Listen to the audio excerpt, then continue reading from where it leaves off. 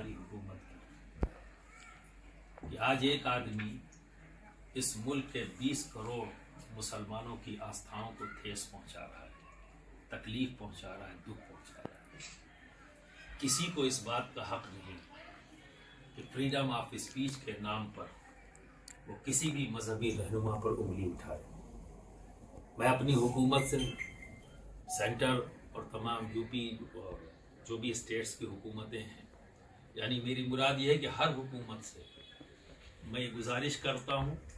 اور اپنا یہ پیغام دیتا ہوں کہ سینٹر حکومت ایسا قانون بنائے جو کسی بھی دھرم کے کسی بھی فاؤنڈر کے تعلق سے اگر کوئی انسان غلط بات کہتا ہے تو وہ سزا کا حقدار ہے، وہ آزاد رہنے کا حق نہیں رکھتا، وہ جیل میں جانے کا حق ہے اسے وہیں پہ پہنچانا چاہیے۔ یہ ایک ایسا کرمنل ایکٹ ہے جو کسی ماس کو دل پہنچاتا ہے۔ تو میں صرف پیغمبر محمد صلی اللہ علیہ وسلم کے بارے میں ہی نہیں، میں اپنے ملک کے ہر دھرم کے جو دھارمک پرسنالٹیز ہیں، کسی پر بھی کوئی انگلی اٹھائے گا تو میں دکھ محسوس کروں گا، کیونکہ میں اس دھرم کے ماننے والوں کی تکلیف کے ساتھ کھڑا ہونے کا قائل ہوں، کیونکہ مجھے یہی سکھایا گیا ہے کہ ہم سب آپس میں بھائی ہیں، اور جب بھائی تکلیف میں ہو تو دوسرے بھائی کو تکلیف کا احساس ہونا چاہیے۔ ہم ہندوستانی ہیں، ہمارا کلچر یہی ہے، ہم ایک دوسرے سے محبت کرتے ہیں، ایک دوسرے کا خیال رکھتے ہیں۔ تو یہ حکومت کی ذمہ داری ہے کہ ایسے لوگوں کے زبانوں پر تالا لگانے کے لیے قانون بنائے اور اسے پارلیمنٹ میں پاس کر کے اس میں سزا کا پروویژن رکھے تاکہ اس طرح کی کوئی ہمت نہ کر سکے۔ مشائخ بورڈ بنانے کا کیا ادیش رہا ہے؟ مشائخ بورڈ، آل انڈیا اور مشائخ بورڈ بنانے کا مقصد صوفی سنتوں کی تعلیمات کو عام کرنا، جو ہم کہیں نہ کہیں بھولتے جا رہے ہیں۔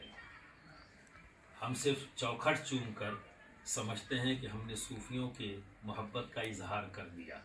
اور شاید جو صوفیوں سے محبت ہم کرتے ہیں اس کی ذمہ داری صرف ہماری اتنی ہے کہ ان کی چوکھٹ چوم لیں اور وہاں جا کے دعا کر لیں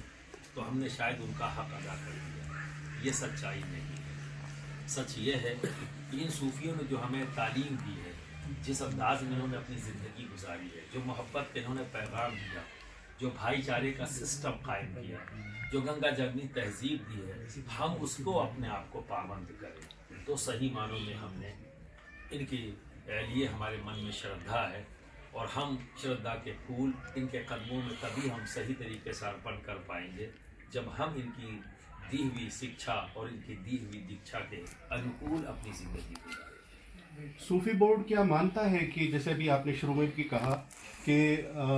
جس سماج میں، جس حکومت میں ناانصافی ہوتی ہے وہاں اشانتی پھیلتی ہے، تو ہماری موجودہ حکومت جو ہے وہ کیا ناانصافی کی طرف بڑھ چکی ہے؟ کیا کسی ایک خاص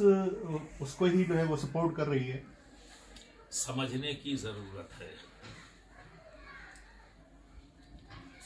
کیونکہ ہر بات کے لیے کوئی نہ کوئی ترک ہوتا ہے۔